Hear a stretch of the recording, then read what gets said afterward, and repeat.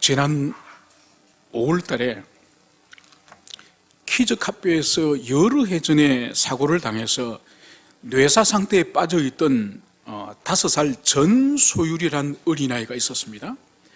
이 아이가 서울대병원에서 지난 5월 달에 자기 심장과 신장 2개를 다른 어린이에게 기증을 하고 그 어린 나이에 숨을 거두었습니다. 소율이는 이 세상을 떠났지만은 그의 심장과 신장은 지금 다른 아이에게 이식이 되어서 다른 아이 3명의 생명을 살리고 그 심장과 신장은 지금도 뛰고 있음을 볼 수 있습니다.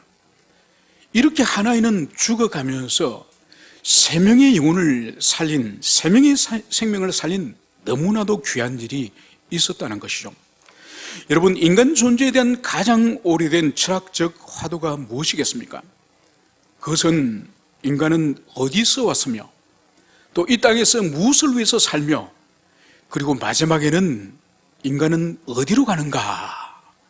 이 3가지 주제가 가장 오래된 인간의 존재론적인 그런 화두라고 할 수가 있습니다. 여러분, 이 질문에 대한 공통적인, 이 3 질문에 대한 공통적인 답은 하나님과 관계성을 절대로 떠날 수가 없습니다. 그래서 성경은 인간은 하나님이 지으셨고 그리고 인간은 하나님의 나라와 하나님의 영광을 위해서 살 존재로서 존재의 목적이 있다고 성경이 말씀을 하고 있고, 그리고 이 땅의 인생의 나그네 삶을 모두 살고 나서는 무덤 속으로 들어가는 것이 아니라 바로 다시 하나님께로 돌아간다는 것이 바로 성경이 가르치는 이 거대한 인간의 존재론에 관한 이 담론인 것을 여기서 볼 수가 있습니다. 그래서 하나님을 떠나서는 우리 인간은 존재의 의미 자체가 없는 것이에요. 그래서 비록 장기 기정이 장기를 기정받는 사람의 인생의 생명을, 육신의 생명을 잠시 연장을 해주지만은, 그러나 그 생명 또한 이 땅에서 죽음을 맞이하지 않습니까? 그러나 복음은 그렇지 않은 거죠. 복음 전도는 하나님을 떠난 인생들을 다시 참된 사람으로 주님께서 그 영혼을 만드실 뿐만 아니라 그가 잃어버렸던 영생을 다시 회복함으로 말미암아서 바로 영원히 하나님과 복락을 누릴 수 있는 그 최고의 은택이 바로 이 복음 전도를 통해서 영혼이 살아나는, 죽은 영혼이 살아나는 이 은혜인 것을 성경이 말씀하고 있습니다. 그래서 다니엘 12장에서도 이렇게 하나님 말씀하시는 거죠.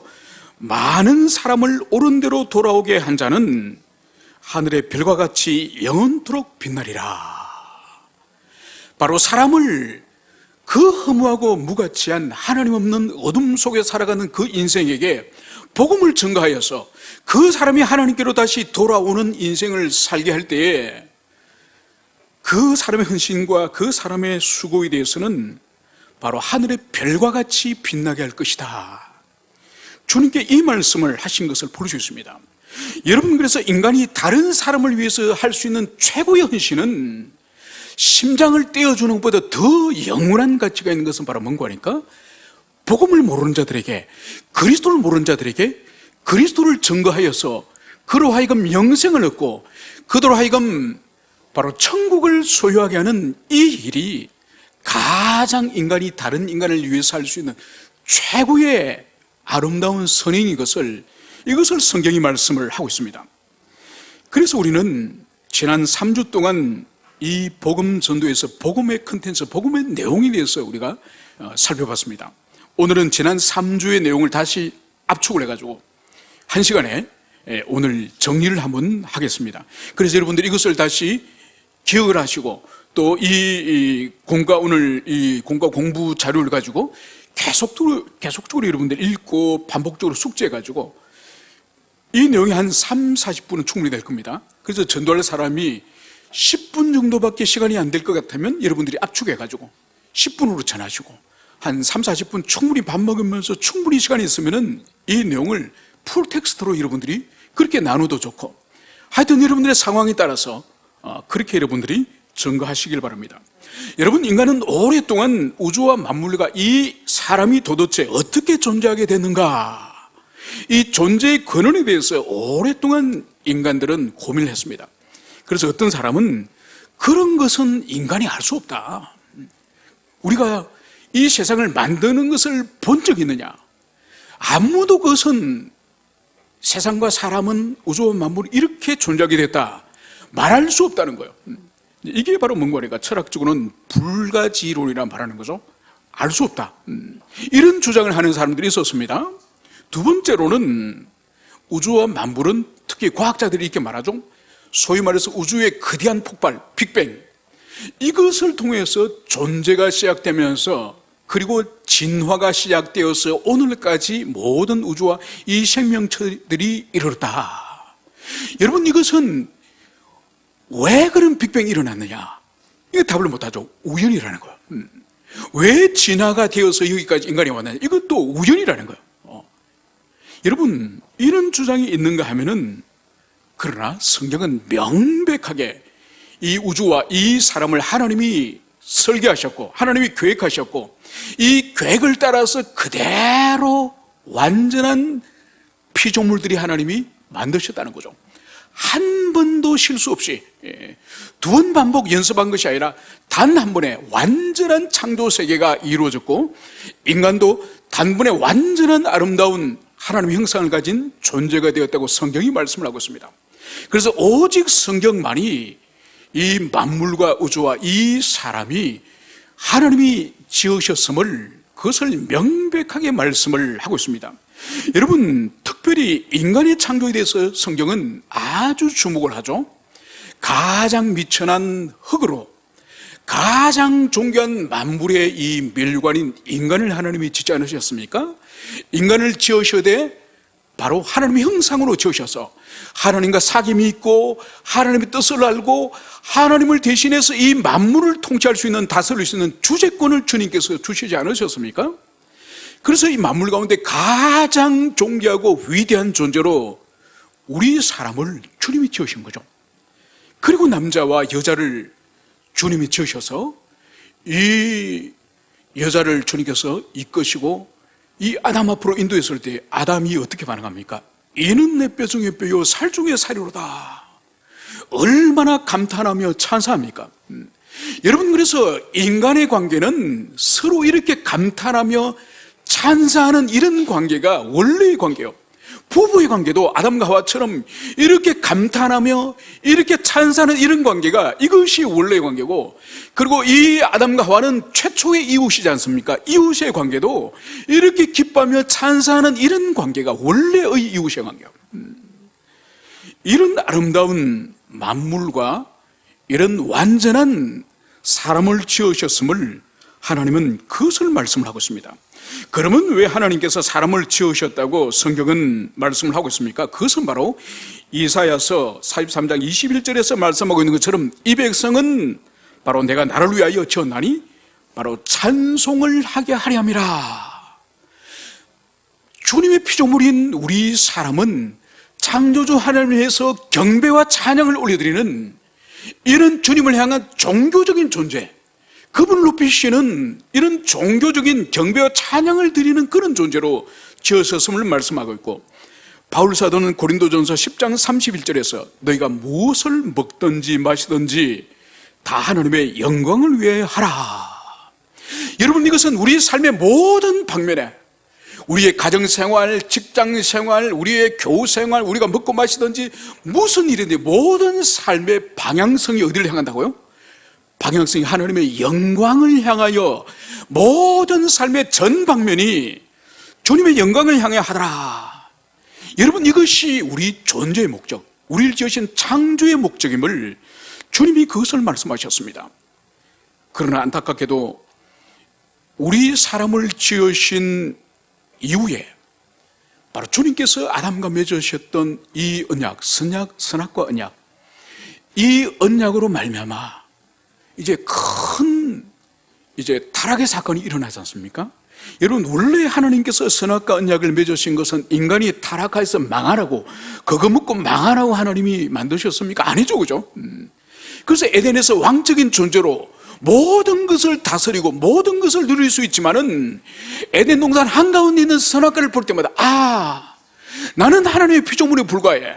나는 하나님이 넘을 수 없는 선을 하나님이 정해주셔서, 그러면서 하나님이 우리에게 피조물 되고 하나님의 형상 되게 하신 그것을 만족하며 감사하며 그 지정하신 자리를 지키는 것을, 그것을 기뻐하도록 선악과를 만드셨는데 뱀이 나타나서 어떻게 욕을 했습니까?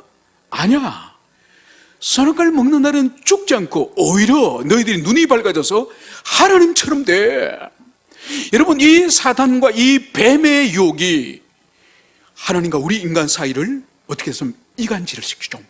불신을 조장하고 하나님을 원망하고, 오히려 하나님을 원망할 뿐만 아니라 뱀이 오히려 인간의 해방자요, 인간에게 자유를 주는 그런 존재처럼 이 인간의 마음속에 악한 잘못된 마음을 확 풀어넣어버리죠.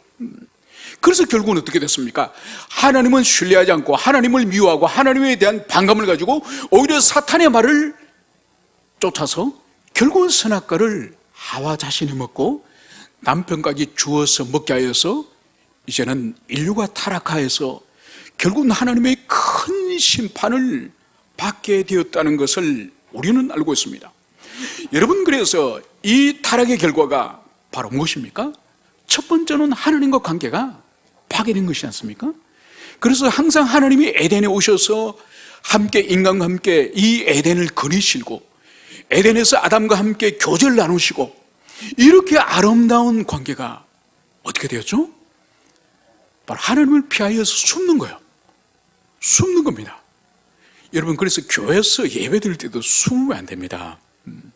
우리 교회야 뭐 기둥이 없지만은, 기둥이 있는 교회 딱 보면요, 앞에서 이렇게 예배 인도하면요, 꼭 얼굴을 기둥에 이렇게 감췄다가 또 빽빽조름이 이렇게 내밀었다가, 제가 이렇게 딱 사이 보면서 딱 쳐다보면 또 기둥도로 숨었다가, 여러분, 그거는 에덴에서 나무 뒤에 숨는 범죄한 인류와 똑같습니다. 그래서 교회에서 특히 예배 드리고 할 때 얼굴을 다른 사람 뒤에 감추거나 그러지 마십시오. 그는 영혼이 지금 어둡다는 증거입니다. 아무튼 하나님을 이제 피하고 하나님을 두려워하는 그런 친밀성을 잃어버렸음을 여기서 보여주고 있습니다. 두 번째는 이웃관계 파괴, 인간관계 파괴가 바로 이 죄의 결과임을 이것을 여기서 보여주고 있습니다. 그래서 가장 사랑하던 이는 내 뼈 중에 뼈, 살 중에 살이라고 찬사하던 그 아내를 향해서 하나님께 뭘 말합니까? 하나님이 주셔서 함께 있게 한 저 여자가, 저 여자 때문에 내 인생을 망쳤습니다. 여러분, 이런 것은 오늘날도 이 아담의 후예인 우리 인류들에게 있어서 종종 발견되지 않습니까? 저 인간을 만나가지고, 저 인간과 내가 결혼해가지고, 아니면 저 인간을 내가 사귀어가지고, 여러분, 이 모든 것들은 타락한 아담의 후예의 증거가 우리에게 남아있는 거예요. 그래서 하나님이 주신 그 사랑스러웠던 아내를 이제 자기 인생의 큰 장애물로 고백하는 것을 볼 수 있습니다. 그래서 모든 인간관계의 이 파괴 단절, 이 근원은 하나님과 관계가 먼저 파괴되었기 때문에 이 일이 일어났음을, 이것을 우리가 기억해야 될 것입니다. 세 번째로는 피조물, 피조세계의 이 관계가, 인간과의 관계가 이것이 파괴됩니다. 그래서 이 땅이 가시와 은근키를 내고 예전처럼 풍부한 이 소출을 내지 않는 이 땅이 저주를 받는 거예요. 그리고 피조세계들이 인간에게 순종하지 않는 저항을 하는 것을 볼 수 있습니다. 그리고 피조세계 안에서 이 죄의 고통이, 이 피조세계가 바울의 이 로마서 8장에 의할 경우에는 이 피조세계가 신음을 하고 있다는 거예요. 하나님의 아들들이 나타나서 자신들에게 자유를 주어서 하나님의 아들들의 그 자유에 자신들도 참여하기를, 이 피조세계도 지금 주님의 재림을 고대하면서 탄식하고 있다. 여러분, 그래서 이 죄가 이 세상에 들어오므로 말미암아서 모든 선하고 아름다운 것을 다 파괴시킨 것을 볼 수 있습니다. 하나님과 관계, 이웃과 지체의 관계, 그리고 주님이 지으신 이 우주와 이 세계와의 관계, 이것이 모두 파괴되었음을, 이것을 볼 수 있습니다. 이제 주님은 당신의 준엄한 심판을 이제 이 인간에게 내릴 차례가 되었습니다. 오늘 주님께서는 이 선악과를 따먹고 하나님께 반역한 이들에게 주님이 내리신 이 형벌 심판이 뭡니까? 바로 선악과를 먹는 날에는 정령 죽으리라, 반드시 죽으리라 하는 이 하나님의 이 엄밀한 이 법을 따라서 주님은 너는 흙이니 흙으로 돌아가라. 여러분, 그래서 이 인류와 이 역사 가운데 죽음이 드디어 도입이 된 거예요. 여러분, 원래 우리 인류는 영생의 존재로서 주님이 계획하시고 지으셨다니까요. 그래서 이 선악과 이 시험을 통과했을 때에 영생이 주어지기로 되었지만은, 그러나 이 시험을 통과하지 못하고 타락하기 때문에 주님께서는 너는 원래 흙이니 원래 흙으로 돌아가라. 가장 미천한 흙으로서 피조물 가운데 가장 영광스러운 이 멸관이라 할 수 있는 사람으로 하나님의 형상으로 주님이 지으셨지만은 타락함으로 말미암아서 가장 영광스러운 하나님의 형상이 다시 흙의 자리로 돌아가게 됨을, 이것을 성경이 여기서 말씀하고 있습니다. 그리고 우리 인류는 이제 그 사람을 에덴에서 쫓아내시고 이제 낙원을 잃어버리고 우리 인류는 이 거칠은 이 광야 같은 이 세상으로 쫓겨났음을 성경이 그것을 말씀하고 있습니다. 그러나 하나님의 진노는, 하나님의 형벌과 심판은 그 가운데에서도 주님의 자비를 주님은 잃지 않으십니다. 그래서 진노와 형벌과 심판 가운데서도 주께서 자비를 베풀어 주셨으니 그것이 바로 뭡니까? 주님은 인간을 진멸하지 않으셨다는 거예요. 진멸하지 않으시고 오히려 인간이 입고 있는 이 무화과 나무 잎으로 만든 이 옷을 벗겨버리고 주님이 짐승을 잡아서, 짐승을 죽여서 바로 가죽 옷을 입고, 이 가죽 옷을 입고 이제 이 그치는 세상을 감당할 수 있는 그런 주님께서 준비를 해 주셨음을 볼 수 있습니다.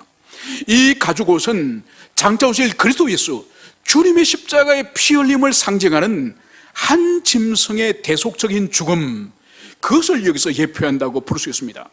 그리고 더 나아가서 우리 주님께서는 이제 원시복음이라고 말할 수 있는 이제 여인의 후손이 와서 뱀의 머리를 상해할 것이라고 하는 역사 속에서 이제 이 아담의 후손 가운데 그리스도께서 오셔서 이 사단의 세력을 완전히 파괴할 것임을, 이것을 미리 주셔서 바로 그분이 오실 것을 인류에게 소망하며 기대하며 살도록 주님께서는 그 은택을 베풀어 주셨음을 볼 수 있습니다. 그리고 구약의 그 긴 세월 동안 하나님께서는 모세의 율법 가운데 제사 제도를 주시지 않으셨습니까? 그래서 범죄한 자가 자신이 가져온 그 제물 위에 머리에 손을 올리고 자기 죄를 참여할 때에 하나님께서는 자신이 지은 그 죄가 이 제물인 짐승에게 전가되도록 주님께서는 그것을 인정해 주셨고, 그리고 제사장은 칼로서 이제 그 짐승의 목을 베고 피를 받고, 그리고 가죽을 다 벗기고 칼로서 배를 가르고 배 속에 있는 그 내장과 모든 것을 끄집어내어서, 그리고 짐승을 토막토막 각을 내어서 내장도 물에 씻고 이 제물도 물에 씻어서 깨끗하게 준비한 후에 그 짐승의 그 고기를 제사장이 이제 드릴 때에 제사장이 이제 번제를 통해서 불에 완전히 그 제물을 불태우지 않습니까?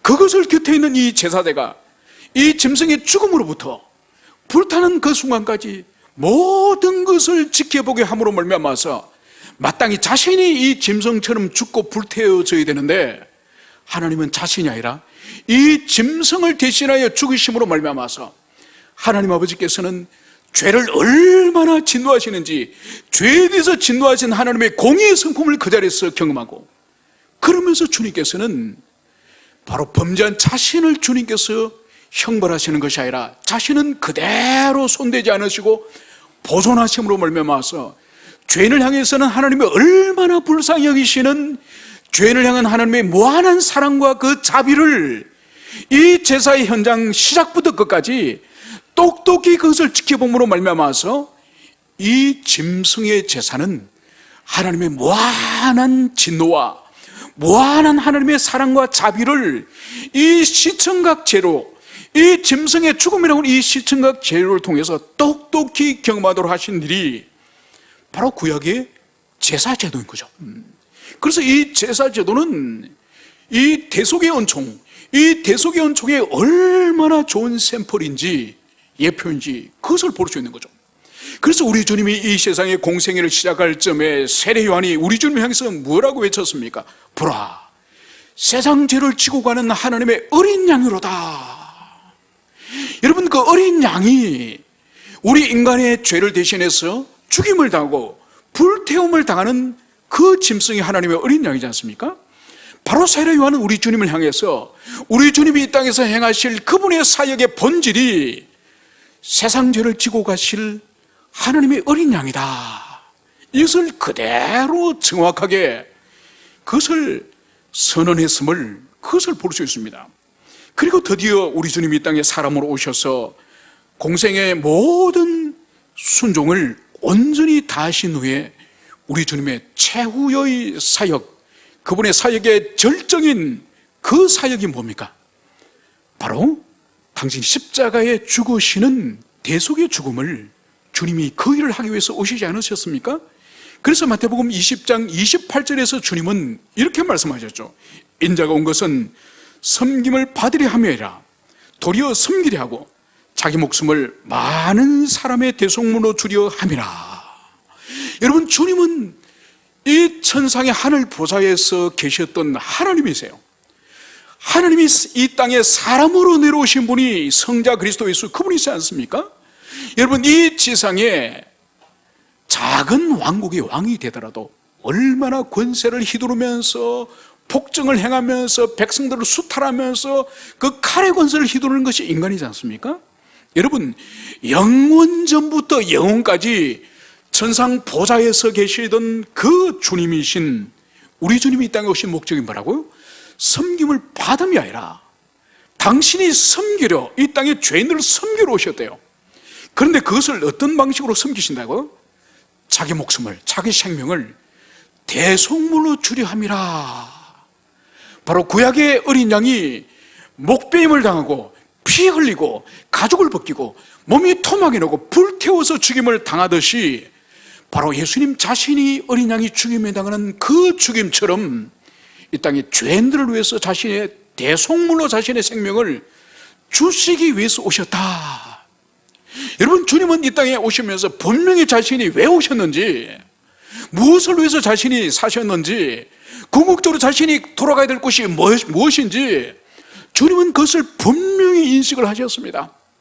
그래서 결국은 주님 공생의 3년의 사역을 마지막으로 마치는 그 유월절, 그 유월절에 주님은 뭘 하셨습니까? 유월절의 어린 양이 되셔서 이스라엘 백성들의 그 팔레스타인 전역에서 어린 양을 잡는 그 시간, 정확히 그 시간에 우리 주님이 십자가에서 숨을 거두시지 않으셨습니까? 그리고 성전 휘장이 쫙 위에서 아래로 찢어지면서 이제는 1년에 겨우 한 번 들어갔던 이 지성소에, 이제 성소와 지성소에 이제는 이 차별이 없는, 이 구별이 없는, 누구든지 이제는 언제든지 이제는 하나님께 나아갈 수 있는 새로운 시대가 열렸음을, 그것을 보여주는 것이 바로 주님의 십자가 죽으심과 성전 휘장이 찢어짐으로 바로 새 시대가 열렸음을, 주님의 당신의 죽음을 통해서 그것을 선포하였음을 볼 수 있습니다.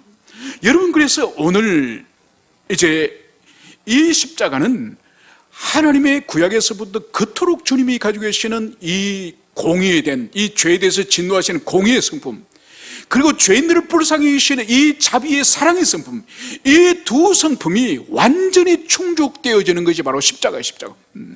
그래서 그리스도 십자가는 하나님의 죄에 대한 진노를 보여주고 죄인에 대한 사랑을 보여주는 것이 바로 이 우리 주님의 십자가예요. 그래서 우리 그리스도인들은 주님의 이 십자가를 통하여 보여주시는 하나님의 이 두 성품을 이 십자가를 통해서 깊이 우리가 경험할 때에 하나님의 사랑과 주님의 공의의 성품을 온전히 우리 인격 안에 체험할 수 있다는 것을 여러분들이 가슴에 새기시길 바랍니다. 그러면서 이제 성경은 이제 하나님을 떠나 있는 인생들, 흑암 속에 있는 인생들 향해서 주님께서는 이제 영혼들을 초청하십니다. 하나님이 세상을 이처럼 사랑하사 독생자를 주셨으니 이는 그를 믿는 자마다 멸망치 않고 영생을 얻게 하려 하심이라. 바로 주님께서 이 세상을 얼마나 사랑하셨으면 다른 방식이 아니라 성자 하나님 자신이 이 땅에 사람으로 내려오셨습니다. 여러분, 이 세상의 어떤 자연 종교 가운데에 신이 직접 이 세상에 내려와서 자신이 인생을 위해서, 죄인을 위해서 죽은 희생제물로서 자기 생명을 바치고 드린 그런 종교와 그런 신이 어디 있습니까? 여러분, 오직 우리가 믿는 이 기독교, 우리가 섬기는 이 하나님, 이분만이 하늘에서 사람으로 내려오셔서 죄인 중에 한 사람의 모습으로 비참한 죽음을 당하시고, 그리고 그 죽음을 통해서 우리가 구원을 얻을 수 있는 구원의 길을 주님께서 그것을 만드셨음을 알 수 있습니다. 이제 우리에게 필요한 것은 하나님 아버지께서 이처럼 사랑하사 보내주신 이 독생자 그리스도 예수, 이분을 믿는 믿음으로써 우리가 다시 영생을 얻고 구원을 얻고 하나님의 자녀가 됨을 오늘 주님께서는 이것을 분명하게 말씀을 하고 있습니다. 그리고 사도행전 이제 4장 12절에서 다른 이로서는 구원을 받을 수 없나니 천하 사람 중에 구원받을 만한 다른 이름을 우리에게 주신 일이 없습니다. 여러분, 이 세상에 예수 그리스도라는 이 이름 외에는 하나님께서 다른 이름으로 구원을 받을 수 있는 길이 없는 거예요. 여러분, 다른 이름으로 기도하는 것도 의미가 없습니다. 다른 이름을 붙잡는 건 의미가 없습니다. 오직 주님이 주신 이 구원의 유일한 길은 우리 주님이 친히 말씀하셨던 것처럼 내가 곧 길이요 진리요 생명이니 나로 말미암지 않고는 아버지께로 올 자가 없느니라. 여러분, 오직 다시 하나님을 떠난 인류가 하나님 아버지께로 돌아갈 수 있는 유일한 길은 바로 오직 길이요 진리요 생명이신 우리 주 그리스도 예수, 이분을 믿음으로, 이분을 통해서만이 다시 하나님 아버지께로 돌아갈 수 있음을, 이것을 예수님이 친히 선포하셨음을, 이것을 여러분들이 기억하십시오. 그러므로 사도행전 16장 31절에서 빌립보 감옥에서 이제 간수가 이제 바울에게 이렇게 묻습니다. 선생들이여, 내가 어떻게 하여야 구원을 받으리까? 이르되 주 예수를 믿어라. 그리하면 너와 내 집이 구원을 받으리라. 오늘 빌립보 간수는 바울과 그 동료들이 도망을 친 줄 알았습니다. 감옥에 지진이 나서 옥문이 전부 다 이제 열려버려서 죄수들이 도망간 줄 아는 거예요. 그래서 이 간수가 자살을 하려고 할 때, 그 책임이 자신에게 돌아오기 때문에 자살을 하려고 할 때 바울이 멈춰라 그러면서 자신들이 도망치지 않았음을 증거하면서 자신을 드러냈을 때 이 간수가 큰 충격을 받는 거죠. 도대체 저 예수 믿는 사람들은 탈출할 기회가 있는데도 저렇게 도망을 가지 않은 것을 보고 바로 바울을 향해서 그러면 내가 어떻게 하면 구원을 받겠습니까? 이렇게 물었을 때 주 예수를 믿어라. 그러면 너와 내 집이 구원을 얻을 것이다. 오늘 바울은 이 응답을 하는 것을 볼 수 있습니다. 여러분, 주님께서는 구원을 얻을 수 있는, 하나님 아버지께로 돌아갈 수 있는 분명한 길을 성경 가운데 얼마나 많이 계시는지 모릅니다. 오직 예수 이름으로 아버지께로 돌아갈 수 있고, 예수 이름으로 우리가 죽은 영혼에 살아나며 예수 이름으로 다시 영생을 얻을 수 있다는 것을 주님께서는 일관되게 말씀을 하고 있습니다. 결코 다른 길이 없습니다. 다른 방법이 없습니다. 오직 예수라는 것을, 그것을 여러분들이 가슴에 새기시길 바랍니다. 그래서 이 땅에서 우리가 그리스도 예수를 영접하고 지금까지 우리가 누리지 못했던 참된 인생, 참된 사람이 되어서 위로는 하나님을 사랑하고, 그리고 우리 옆으로는 이웃과 지체를 우리가 진정으로 사랑하고, 그리고 우리 아래는 주님이 지으신 이 피조세계, 이 피조세계를 하나님을 대신해서 사랑의 마음으로 돌보는, 이것이 바로 우리 인간의 참된 본분, 이 참된 본분임을, 이것이 바로 복음을 통해서 우리가 깨달을 수 있으며 예수를 통해서 이 본분의 삶을 살 수 있음을 여러분들이 굳세게 믿으며, 여러분들이 이러한 참된 인간의 삶을 사시기를 축원합니다. 함께 우리 기도하시겠습니다.